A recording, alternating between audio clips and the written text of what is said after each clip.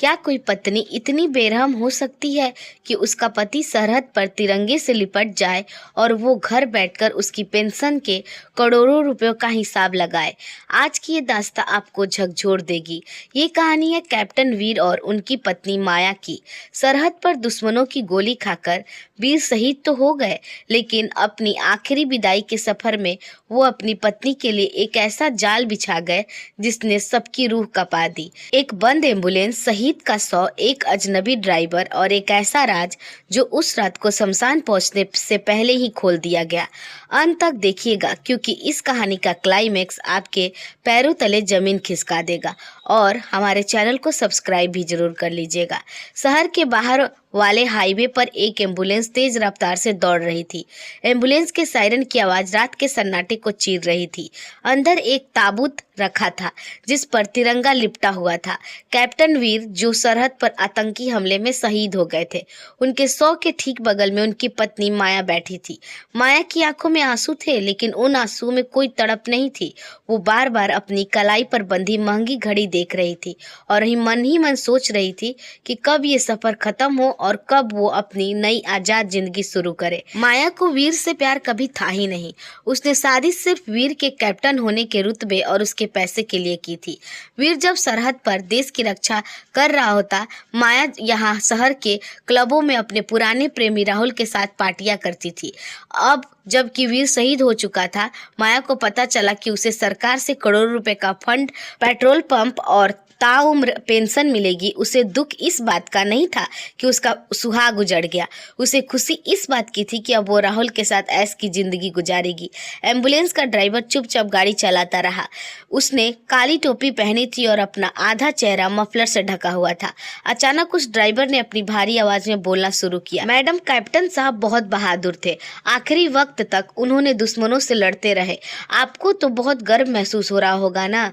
माया को अजनबी ड्राइवर की ये दखल अंदाजी पसंद नहीं आई। उसने रूखे स्वर में कहा, ड्राइवर तुम अपना काम करो, मुझे उपदेश देने की जरूरत नहीं है। तुम्हें पता भी है मैं किस दर्द से गुजर रही हूँ। ड्राइवर ने एक ठंडी हंसी हंसते हुए कहा, दर्द मैडम, दर्द उसे होता है जिसका कुछ खोया हो। आपका तो सब कुछ मिल गया। वीर साहब का बीमा 2 करोड़ रुपए का था ना, और वो पेट्रोल पंप। राहुल तो बहुत खुश होगा। माया के हाथ पांव ठंडे पड़ गए। उसने कांपती आवाज में पूछा, तुम कौन हो? तुम्हें राहुल के बारे में कैसे पता, और तुम ये सब बातें क्यों कर रहे हो? ड्राइवर ने एम्बुलेंस की रफ्तार और बढ़ा दी। उसने एम्बुलेंस के डैशबोर्ड पर रखा एक पुराना ऑडियो रिकॉर्डर ऑन कर दिया। उसमें माया और राहुल की बातचीत साफ सुनाई दे रही थी। माया कह रही थी, राहुल, बस कुछ दिन और, वीर का इस बार वापस आना मुश्किल है। मैंने उसके लोकेशन की जानकारी अपने एक सूत्र को दे दी है। जैसे ही हमला होगा हम माला माल हो जाएंगे। माया की सांसें अटक गई। उसने पागलों की तरह ड्राइवर की तरफ दुपट्टा मारा। बंद करो इसे। तुम कौन हो? तुम्हें ये रिकॉर्डिंग कहाँ से मिली? पैसे चाहिए तो बोलो, मैं तुम्हें मुंह मांगी कीमत दूंगी। बस ये बंद कर दो। ड्राइवर ने अचानक ब्रेक मारा। एम्बुलेंस का सुनसान जंगल के बीचों बीच रुक गई। सन्नाटा इतना गहरा था कि माया को अपनी धड़कनें सुनाई दे रही थी। ड्राइवर धीरे से मुड़ा और अपनी टोपी और मफलर हटाया। उसका चेहरा बुरी तरह जला हुआ था। एक आंख पूरी तरह से सफेद हो चुकी थी। ड्राइवर ने कहा, पहचाना माया? मैं राघव हूँ, वीर का सबसे पक्का दोस्त और उसका सारथी। उस रात जब धमाका हुआ, वीर ने मुझे अपने शरीर के नीचे दबा लिया था ताकि मैं बच सकूं। वो तो शहीद हो गया, लेकिन मैं बच गया तुम्हारी बर्बादी का गवाह बनने के लिए। मरते वक्त वीर ने मुझे अपना फोन दिया था और कहा था, राघव, ये माया को दे देना, इसमें हमारी यादें हैं। लेकिन जब मैंने फोन खोला तो उसमें यादें नहीं, तुम्हारी गद्दारी के सबूत थे। माया गिड़गिड़ाने लगी, राघव देखो, तुम मेरे पुराने दोस्त हो, मुझे छोड़ दो, हम वो पैसा आधा आधा बांट लेंगे। वीर तो चला गया, अब इन सबूतों से क्या होगा?